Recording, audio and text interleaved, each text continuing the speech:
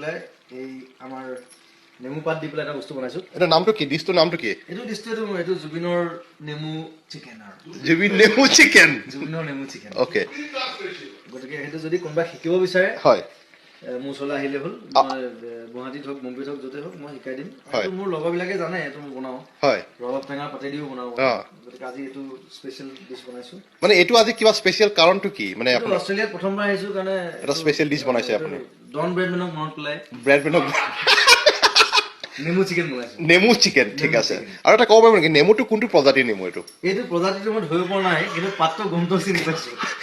পাতটো গোন্ধটো আপোনাৰ কি পাত যেন লাগিছে আপোনাৰ? এইটো মানে এতিয়া অথনি কোনোবা এজনে কৈ বোলে কাজি নেমুটো অলপ বেলেগ গোন্ধাই। ইয়াৰ গোন্ধটো অলপ বেলেগ। এইটো কি চাইজটো বেলেগ, ডাঙৰ। এইটো কেনে? অষ্ট্ৰেলিয়ান মানুহবিলাকো ডাঙৰ ডাঙৰ হয়। হয় এইটো হয় অৱশ্যে, এইটো ঠিকেই কৈছে আপুনি। অষ্ট্ৰেলিয়ান মানুহবিলাক যেতিয়া ডাঙৰ হয়, হয় নেমুটো ডাঙৰ হোৱাটো স্বাভাৱিক কথা। স্বাভাৱিক, সঁচাকৈ ঠিকেই কৈছে। কিন্তু আপুনি এইটো ক'ব নেকি যে এই ইয়াত দেখিছো নহৰু আদা চব ডাঙৰ। চব ডাঙৰ মানুহৰ ডাঙৰ ইয়াতে। মানুহবোৰ ডাঙৰ ডাঙৰ চব। অঁ গতিকে এই অষ্ট্ৰেলিয়াত গান গাবলৈ মাতি পঠাইছে এওঁলোকে।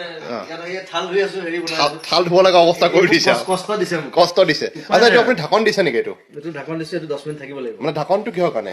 10 মিনিট থাকিলে তেতিয়া তাৰ গুণটো ভিতৰত সোমায়। তাৰমানে ভাৱটো ভিতৰত সোমাই যাব তাৰমানে। তাৰপিছত পাতটো উলিয়াই পেলাই দিব লাগিব। পাতটো পেলাব লাগিব। তাৰপিছত আপুনি আৰু কিবা বিশেষ সৰঞ্জাম দিব নেকি? সৰঞ্জাম কিবা